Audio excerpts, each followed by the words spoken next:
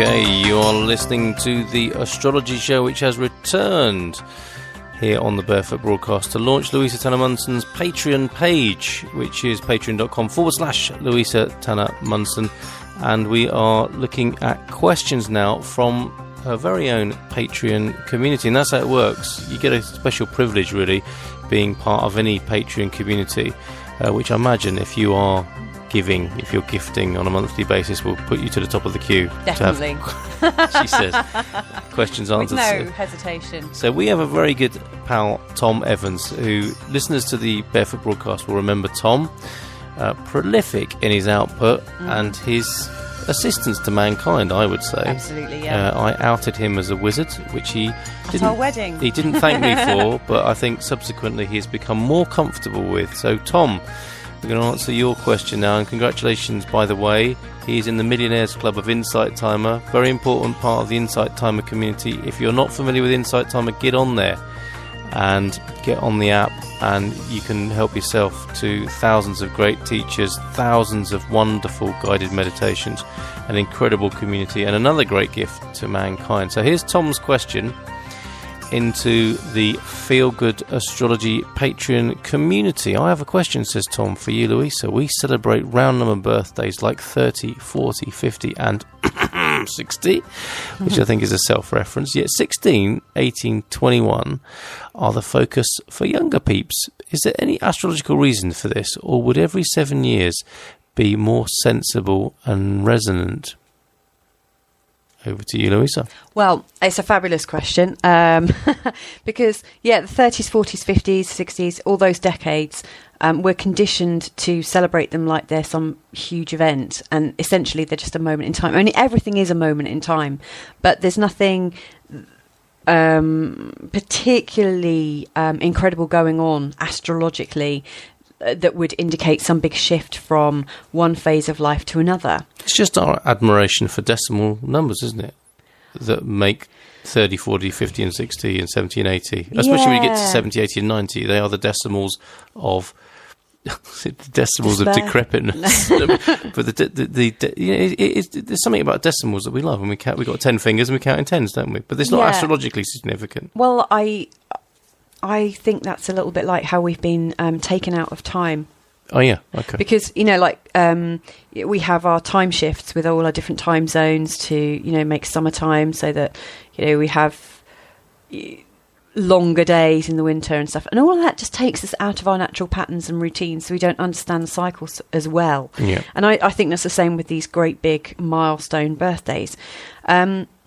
Psychologically, there are phases that people go through. Like 7 is quite a milestone age where children go from really being internal and start seeking more of an external life outside of their family. I mean, obviously a lot of children do that a lot sooner because school ages and nurseries and stuff is getting younger, but around between 6.5 and 7 is a sort of real sort of crisis turning point where, well, I believe Rudolf Steiner is a great place to look. Yes. And these units of 7, they are, to me, they're very significant. Yeah, and 14 is another one, which represents the onset of puberty or the completion of puberty for some people. But it's a huge thing, and it usually is the time that represents, the start of a sexual relationship. 21 is another one. And there's a reason for the 7-year shift astrologically. First of all, you've got 2 planets that are really, really linked into a 7 vibration. So Uranus, for instance, takes 84 years to get around the zodiac. Bearing in mind there's 12 years, that means that Uranus changes signs every 7 years. So, for instance, our son was born when Uranus was at 0 degrees Aries. Yeah. And he's turning 7 in a few months' time, and Uranus has just gone into Taurus, so that's 7 years. So he's right at the cusp of one of those. To just clarify, 84-year cycle divided into 12 signs would be 7. Definitely. Smack bang 7, yes, okay. Exactly. Yeah, all right. And so a Uranus return, you'd have to be 84 for Uranus to get back to the place it was in the time of your birth. Mm-hmm. But there are critical phases as Uranus goes around, as it orbits.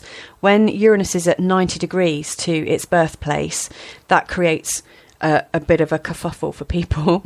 When it's at 180 degrees, so it's in opposition to the birthplace of, where your Uranus was, again, that represents another milestone.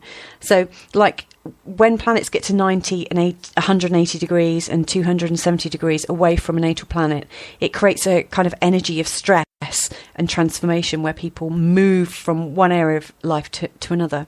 But there's another planet called Saturn, which has a 29.5-year cycle, which is just slightly out of the 7, like 28 years would be 4 sevens.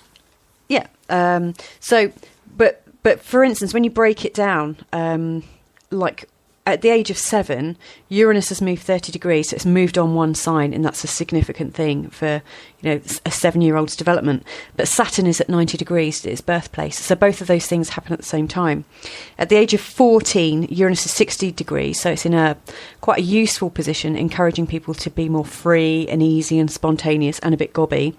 And at that time, Saturn is 180 degrees, which shows people are also fighting against restrictions, which is really true for teens. They want their freedom, and they're fighting against oppression. But they're not going to kill the pilot. No, because they know that they need the pilot. They can't kill the pilot. At 21, though, Uranus is at 90 degrees and is really jippy, and people are really ready to say, okay, I don't need the pilot now. And Saturn's at 270 degrees, which is like another 90-degree angle. Yes. Like a square angle. So you've got two really strong squares and I should say that Saturn is a planet of structure and responsibility and authority, like parent figures or work and bosses and things. And Uranus is the archetype of freedom and expression and spontaneity and autonomy. So you've got these two testing you regularly every 7 years. There is a big hoo-ha. And around 28... this is the one that people recognise, isn't it? Yeah, the Saturn return is the big one, when Saturn gets round to its birthplace, and that happens anywhere between age 28 and 29 and a half, maybe 30 right at the end. But when that happens, it's this big shift about responsibility, and often we realise during our Saturn return at the end of our 20s that the life we've created for ourselves isn't making us happy, and in actual fact it makes us feel really tight. And completion and review as well, isn't it? Yeah. And that's its return as in it comes back to its original place. Yeah So we have to free ourselves from where we've bound ourselves. Yes. And at the same time, Uranus is in 120 degree angle to our birth Uranus, and 120 degree is a really freeing, liberating thing. So you've got the planet freedom freeing you up, and a big review of all your responsibilities. That's why most people will do something quite big around that time. Like they either split from a really long-term relationship, or suddenly change jobs, realise they trained in the wrong thing, or they move to a different part of the world. Or, really big things happen during These are significant things in our culture, aren't they? Yeah, and because people in their 20s are going quite full pelt towards their life, it's usually a really big shock, and it's one of the really first big shocks that occurs, and so it often comes with a period of depression as you come to understand it. But basically the 7-year cycle goes on and on and on. I can see that. This is one of the rare times I see a piece of paper in front of you, but yes, there is an indication of the midlife crisis point, isn't there? Yeah, but I also need to add in that the moon goes around really, really quickly. So the moon goes from start, like 0 degrees Aries, all the way around back to 0 degrees Aries in 29.5 days. Now, there's a type of astrology called progressed astrology, which moves the moon 1 degree for every month that you've lived.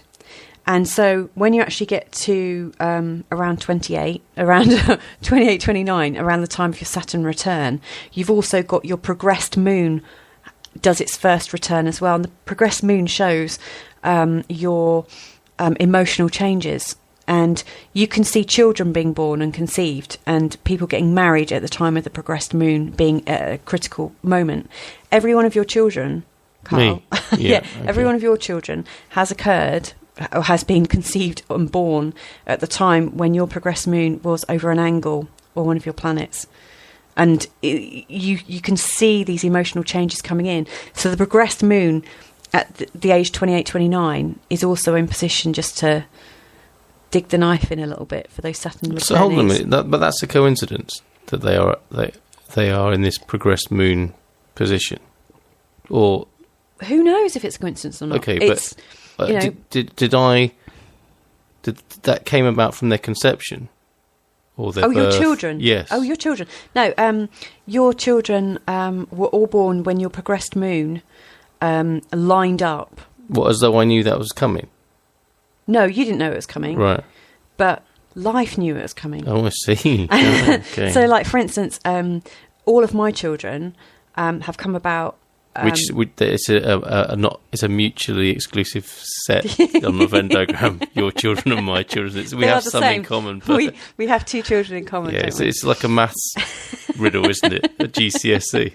Carl and Louisa have this many children, but not all of the children are their children. Anyway, sorry, carry on. But anyway, my children were born, conceived and born when the progressed moon made an aspect to Saturn. Right. And also...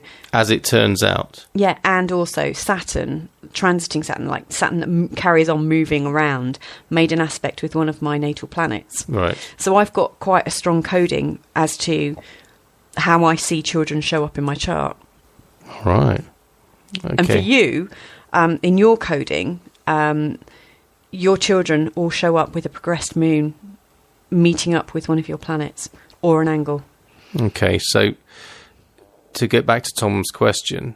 Oh, yeah. There are, 7-year cycles are very significant. Yeah. And they could be the structure of recognition for the human race. Definitely. Within this particular planetary system. And some 7-year cycles are more important than the others. So I think 21 used to be a significant age, didn't it? Mm-hmm. I remember when I was around 21, people still got given kind of keys as a symbol to, welcome to the...